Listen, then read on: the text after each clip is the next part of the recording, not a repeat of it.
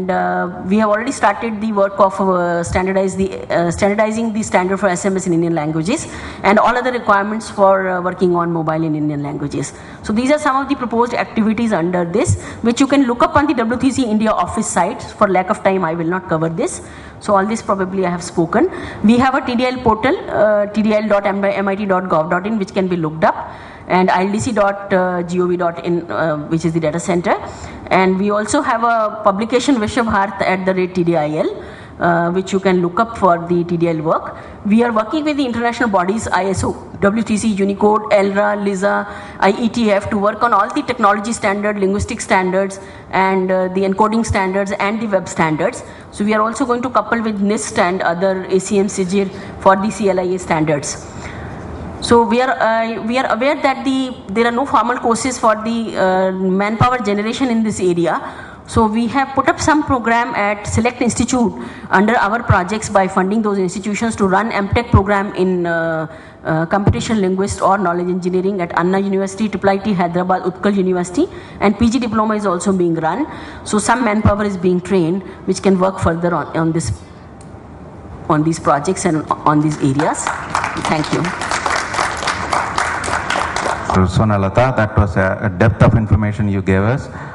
We can get one question. Already one person asked. Do you have a question? Okay, so you are giving that to somebody else. Okay.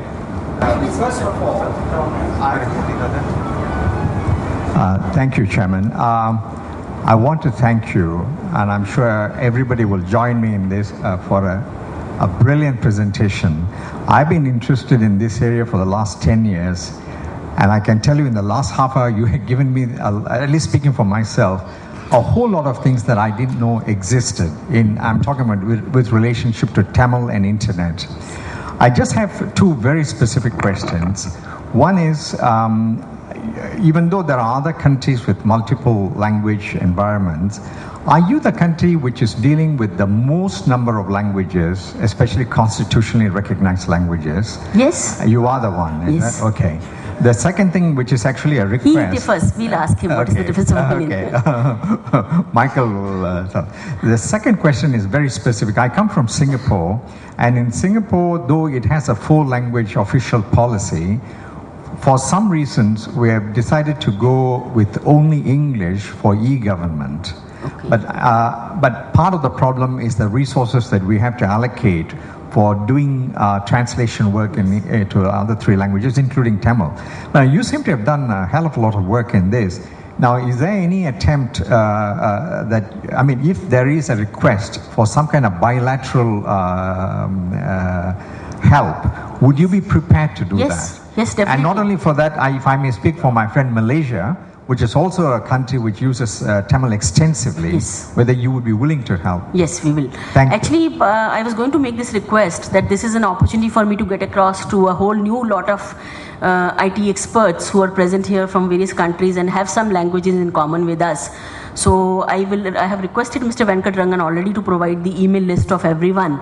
So I will synchronize with you to find out what you are doing and how we can couple our initiative through we do have bilateral mechanisms to work together. And sometimes I think some of the technical work may not even require to go at the bilateral level, because some of the standards which you are producing we can share, we can discuss with each other. Because in a globalized scenario, I think things are quite different and we need to work with each other. So Michael, I think I would like to know your opinion about which country has more languages?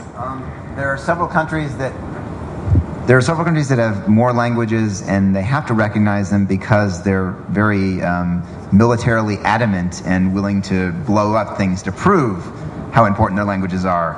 There are some that have more, but there are none that have as much processing and care for the language. Statistically, it may be there, but with respect to the diversity and the requirements of the different families of languages being met, the challenge lies, the scene is very interesting when we discuss the standards. So one linguist will get up and say, whatever you are talking is not relevant for Tibeto-Burman. So whatever is being talked about Burman, they'll say Indo-Aryan, this doesn't exist. So now we have to take care of, because we can't put multiple standards also in place. So we have a lot more challenges, and especially the multi-script issues also. Many languages use multiple scripts, and Devanagari has many languages. So we have issues with regard to domain name which still need resolution. People keep referring to me with respect to some letter modifiers which we have used in some of the languages to support in Unicode. So there are some issues, and standardization is never, we never get perfect standards. I think standards are made to converge, to work together, to interoperate. So there are trade-offs. There could be trade-offs on X, Y, or Z. So these are the crucial decisions which we take while defining standards, so that standards serve us on a long-term basis. We don't need to replace them every now and then. And it has become very important in today's context to operate globally. So with respect to your question of e-governance in Indian languages, so I will say, so far we are also almost restricting ourselves to English, but not purely to English. It all depends on the state government's initiative. Many state governments are very proactive in supporting languages, because from the center we have an enablers task. We provide technologies, we provide the hand-holding, we provide the standards. The government is providing them the best practices. The government is providing the funding. It all depends on the initiative of the state governments. I think Gujarat, Kerala is doing a lot of e-governance in, other than your state, in their own language. And that's where I feel, as I said, catch-up phase. Now I think it has to be an explosion phase, the next phase which has to come. We have to explore the use of these technologies, where I require the support of the state governments. The state governments have to come forward to work with us. Not necessarily funding is the issue, that's the subprime issue. The prime issue is that they have to put in their resources, they have to get us across to the right people. They have to vet the standards produced by us, they have to consume those standards, they have to deploy the technologies, help us in deploying the technologies. While we identify the industry partners, suppose we have to identify the industry partners to deploy these technologies. Since these are language specific, the market is mainly driven within the state. So that is where I see a great role of the state government in this whole initiative. So as I said, the next phase is going to be exploding phase. So we have already caught up. Thank you.